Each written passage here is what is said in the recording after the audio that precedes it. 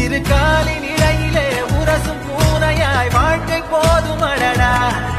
எதிர்காணும் யாவுமே தீண்ட தூண்டும் அழகா